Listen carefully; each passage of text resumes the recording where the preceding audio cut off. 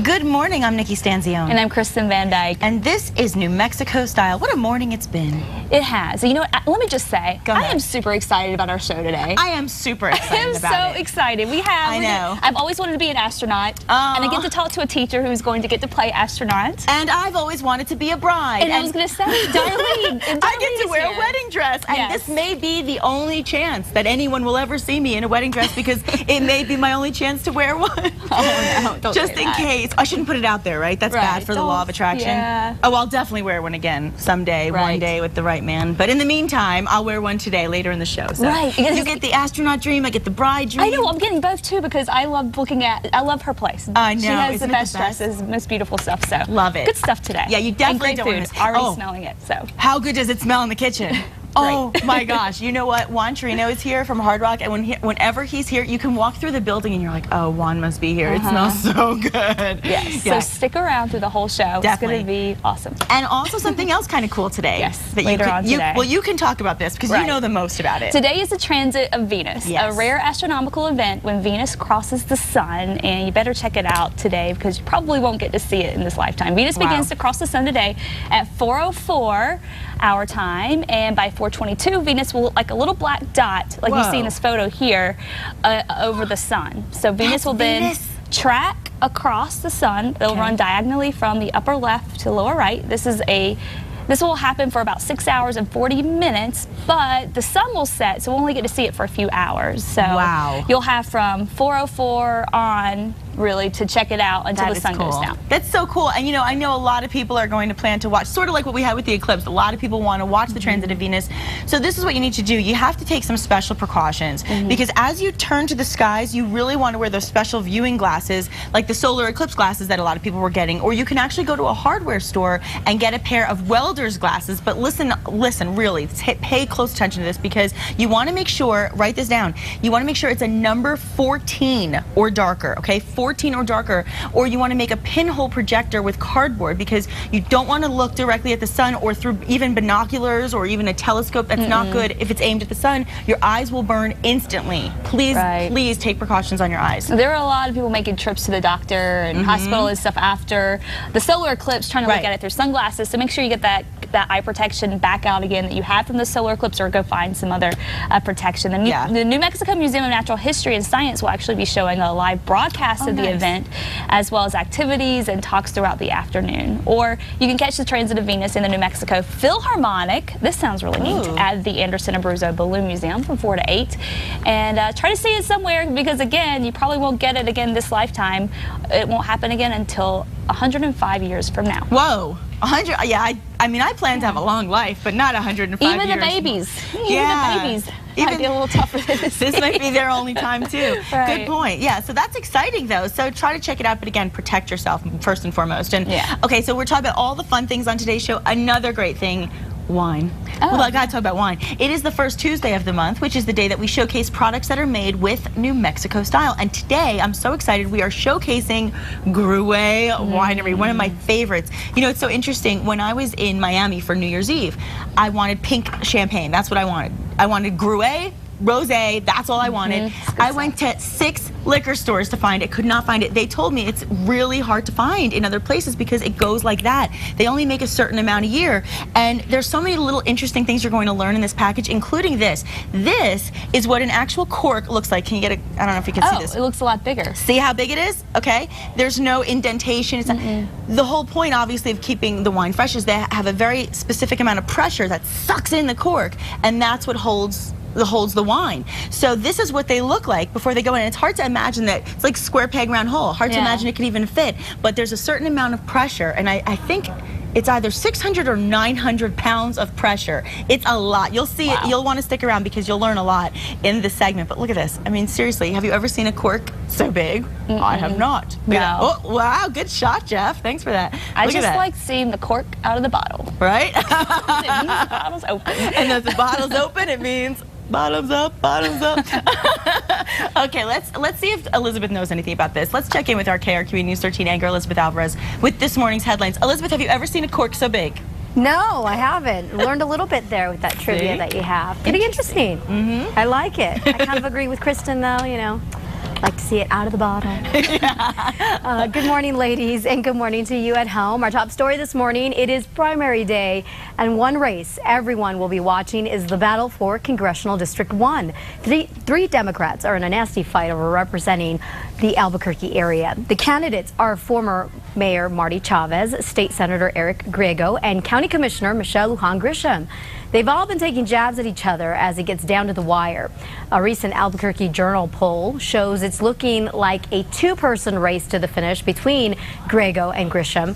The poll shows Chavez is lagging by 12%. Whoever wins today's primary will face Republican Janice Arnold Jones, who is running unopposed.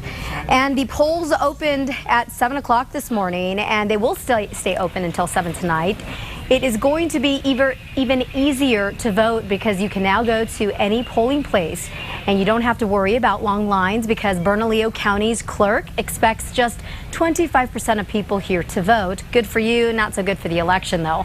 About 30,000 people in the county have already voted early. Turning to the fire threat here in New Mexico, a number of wildfires continue to burn this morning, and that includes the biggest wildfire in the state's history. Crews are battling the Whitewater Baldy complex fire in the Gila Wilderness. They are fighting that fire with fire. Fire bombs were dropped from the air yesterday to help keep the flames from advancing, and it seems to be working. The lightning-sparked fire is 20% contained now, so they're making some progress.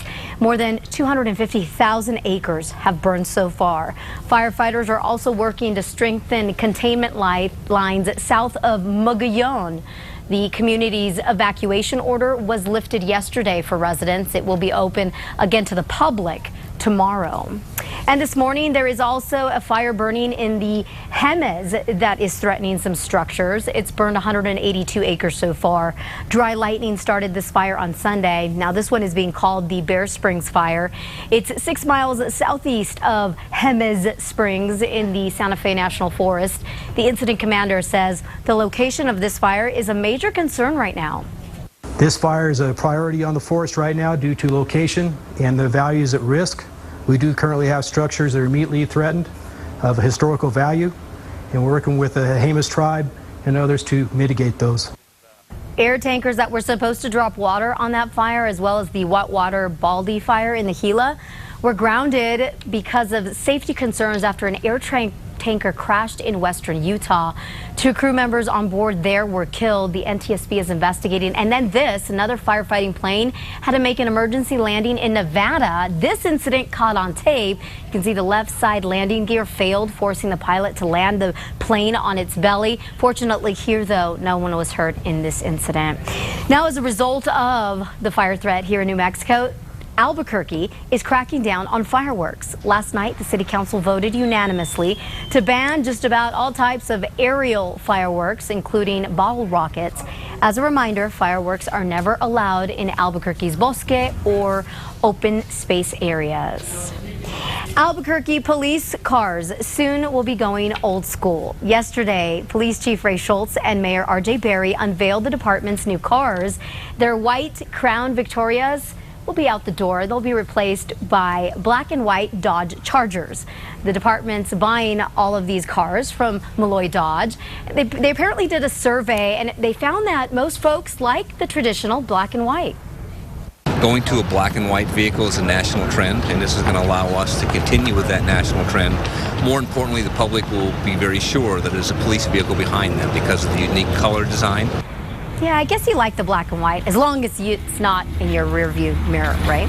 Well, these cars will also have communication systems that will let them communicate to wireless hotspots and other computers around the city. And that does it for your Monday morning headlines. Be sure to catch Matt Morrow, Kristen Van Dyke, and me on KRQE News 13 beginning at 4:30 a.m. every weekday. Ladies, back to you. Thanks, Elizabeth. Thanks. Yeah, there are sleek looking police cars, but yeah, I do not want to see one anywhere near me when I'm driving. That's not what I'm bargaining for, although I'm a very safe driver. Anyway, now, if you're looking for love in all the wrong places, clearly that's my life, story of my life. Turn to Tu Casa Fox on Thursday night. Fox's William LaJanus has the details about a new twist on the dating game. I have brains and booty. Fox is looking for love with 2 new dating shows premiering on Thursday night. Speedy and George Lopez hosts Take Me Out, based on the international hit with the same name. The show features 30 girls who are searching for the perfect summer fling. A guy comes down in an elevator and stands on a circle after he kind of presents himself. Then the girls then can choose on first impression either to leave their light on or off. So if they're out, they're out. But if they're on, then they want to know more. I am a sexy milk chocolate. So You Think You Can Dance host Kat Deely is doing double duty, helping some celebrities pick partners without seeing them first on The Choice. Well, it is an age-old question. Well, you know, looks are important, but brains and heart and all of that's just as important. If you could arrange this, if any bachelor out there could arrange to be on this show, get on this show, because this is, the idea of it is hysterical, and it's just going to be fun. It's not easy to meet guys. I mean, especially when they find out you're Miss USA, then they get really intimidated. And no matter the format, Lopez has this advice for contestants. You need to be yourself, first of all, but then also you have to have a little bit of confidence. Because if you walk out there and they see you for the first time, and you walk like you're not confident, they pick that up. I have 6 tattoos that are hidden, but if you turn around, I'll show you where they are. In Hollywood, William LaJeunesse, Fox News. That looks fun.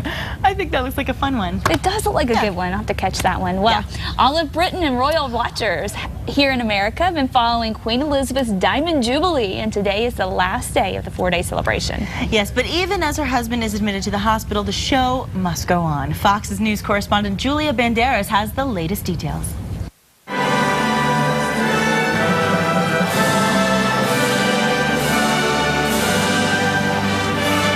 The show must go on. The British royal family continuing to celebrate Queen Elizabeth's Diamond Jubilee, even as the Queen's husband is in the hospital. The Queen, Prince Harry, and the Duke and Duchess of Cambridge all looking on as Buckingham Palace plays host to a star-studded event. A concert featuring singers Robbie Williams, Paul McCartney, Elton John, and more. Over 10,000 ticket holders and 2,000 VIPs packing into the venue, with thousands more showing up to try to catch a glimpse of the stage. There's a great deal of buzz about it. I mean, I think it's a remarkable thing for a monarch to, after 60 years, to be still going strong. Prince Philip missing the concert after falling ill following the flotilla on the River Thames. The 91-year-old being treated for a bladder infection and will remain under observation for the next few days. Revelers saying it's unfortunate the Queen's husband will miss out on the rest of the Jubilee events. He's put in a lot of work with the Queen to appear all over the world, and you know, we love him too so very much. The night concluding with a massive display of fireworks as 4,000 beacons are lit all across Britain and the Commonwealth in honor of the Queen's 60 years on the throne. Tuesday is the last day of the Jubilee. Prince Philip's illness will cause him to miss out on a service at St. Paul's Cathedral and a carriage procession. Julie Banderas, Fox News.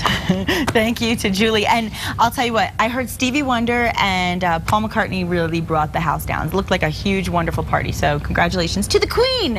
And, you know, yesterday we saw something fantastic in New Mexico. Rain. We did. It was lovely. Yeah. There's a small chance we may get a little more rain today, but we don't have the moisture in place. So any storms that do get going will be probably dry with little to no rain.